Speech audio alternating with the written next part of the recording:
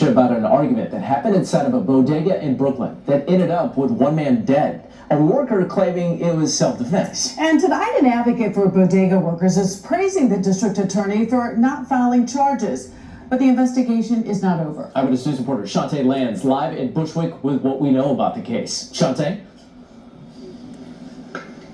Mike and Sade, police remain on scene here on Knickerbocker Avenue after a simple fistfight turned into a homicide.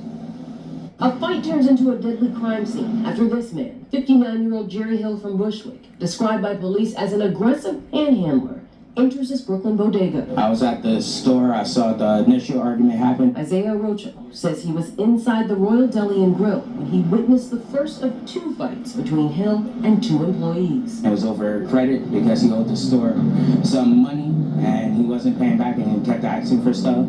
So he got mad that they wouldn't give him the stuff he paid for, so he just chucked it at the employees. The employees got mad and retaliated. They started fighting. Arocho says Hill left, walked around the corner and down the block to his home before returning to the bodega and starting the fight all over again. He tried to go behind the counter and he slugged one of the workers and knocked him out. When his co-worker saw him knocked out on the ground, he took an object and hit him over the head. United Bodegas of America calls the 38-year-old employee's actions self-defense. Police say Hill walked home and lost consciousness. And that's when I noticed a bunch of firefighters and police personnel just coming racing down the street. Hill was taken to Elmhurst Hospital, where he was pronounced dead. That's tragic. I mean, that's like really surprising too. The Brooklyn District Attorney's Office says Jerry Hill had 26 prior arrests. His character has always been, he's mean, he doesn't help, he thinks the world owes him something. He never talks to me, he's pretty friendly. He just kind of sits there and stares. My heart goes out to the guy's family, and you know, I'm sure this was a horrible accident on behalf of the shop owners too, and I really hope everybody finds peace through this. Prediction is since you love me or hate me, there's no in between. So the shop owners took, you know, the situation as what it is. You get into an altercation with somebody, then they decide to come back, you knock out a co-worker, expect another co-worker not to get an object to knock you over the head with. It's kind of crazy. But the cops, they said his character is, he's an aggressive panhandler. I don't know what aggressive panhandler means, but I know the nigga's a savage. You see them big ass phone posses he had on? He stole them shits from somewhere, but it is what it is.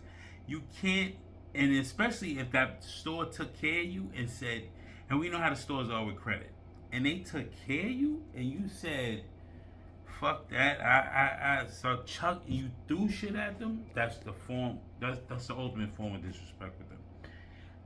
They did 12 to 16 hours a day trying to provide for the community, get honey buns, brownies, 100 gram bars, I think I seen those, M&Ms, and you telling me you rather do that to them? That makes no fucking sense. To do that to them as well if they was taking care of you this whole time in the neighborhood. But Knickerbocker Avenue is kind of wild anyway. Like everybody know Knickerbocker Avenue, that's East New York. So what did he expect? You go back to the store to start more trouble and you got bopped over the head, then you collapse in front of your crib? Yeah, you probably had a brain contusion or some shit. He's 59 years old and you still wilding out like that? You 59 and still wilding out like that. That makes no sense. That means you didn't make it. You're losing your neighborhood. A couple of dozen prior arrests before. It is what it is, man. He met his maker. And the shop owners didn't have to go there. I don't really agree with the bodega president, the bodega alliances. I don't really agree with him all the time. But it's a fact. The Brooklyn DA shouldn't have to file charges. He went back. They didn't even call the police. They just had a little altercation with you. You left. Okay, cool. And they didn't close the shop because they were scared. They was like, yo, you shouldn't come back and start more altercation. You should have came back. You would, as a man, being 59 years old, if you was a man, a real man, You would have just came back with the money. Say, you know what? I apologize, yo. This and third. Here go the $50 I owe you. I don't want nothing. I'm good. I apologize. Maybe we can move on from this. But here goes the $50 I owe you, or here goes the $60 or $20 I owe you. You just keep going and taking shit because you think you're the big bad wolf in your neighborhood and not going to get no consequences, man. But it is what it is, man. Let me know what you think. Oh, Ian Daly, whatever his name is. I feel, bro. You ain't know that, dude. You just a liberal. New York City is full of liberals, and most of them live in fucking Brooklyn. Brooklyn, Queens. It's mostly all the fucking liberals live at. Manhattan is like mixed. But Brooklyn, Queens, where all the fucking liberals at. I ain't vote for Trump, and I ain't do this, and I ain't... Shut the fuck up. You're a pussy. Because if you decided to bubble in for Kamala Harris, that's some bullshit. Because we'd been dead off in the water if she would have became president. That's a fact. I stand on that. I stand on business with that one. That's coming from Prediction Ascension.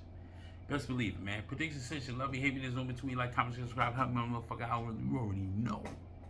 Show me some love in the comments. I like to interact with y'all. That's what I do. What in my spare time, though? In my spare time.